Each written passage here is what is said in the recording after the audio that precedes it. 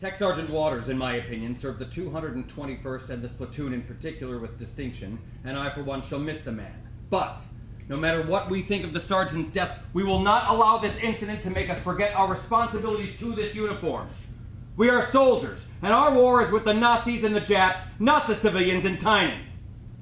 Any enlisted men found with unauthorized weapons will immediately be subject to summary court-martial. The sergeant's replacement won't be assigned for several weeks. Until that time, you're all to report to Sergeant Dorsey of C Company. Corporal Cobb will be the barracks NCO. Any questions? Who they think did it, sir?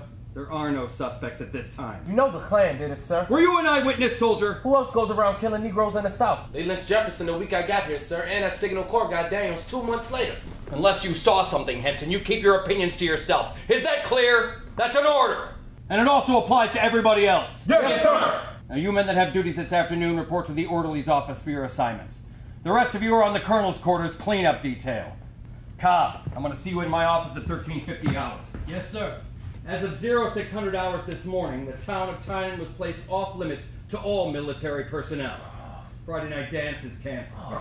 Okay. A few of the officers are going to see the colonel. I can't promise anything. Right now, it's canceled. Turn hot! As you were.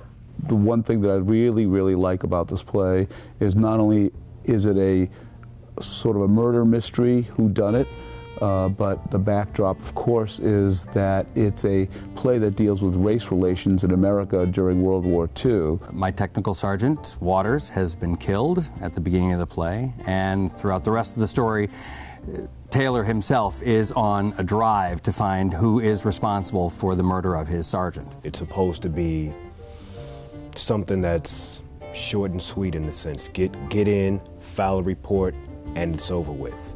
But when I get there, I find out that there is a whole lot more going on than just being able to file a report and be done. It's a unique period in history on the cusp of the black soldiers being integrated into the white army. So there is a sea change that's about to happen in terms of the evolution of race relations and the recognition that black soldiers can fight side by side with white soldiers. Sergeant Waters wants the African American race to be as strong as any other race.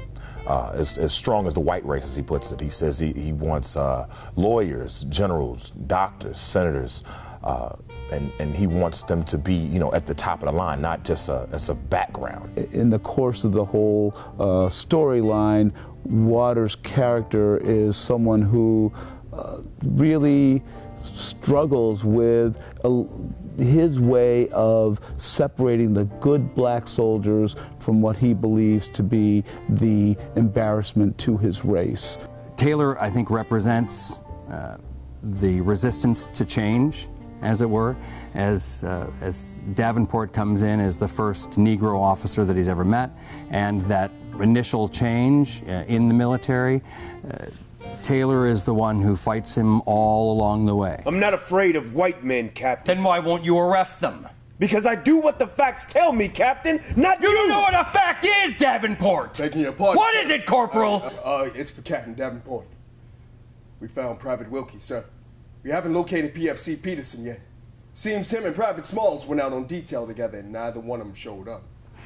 But I got a few men from company looking for him around the NCO club and in the PX, sir. Where's Wilkie?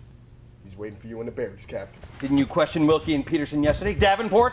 Hey, don't you ignore me! Get off my back!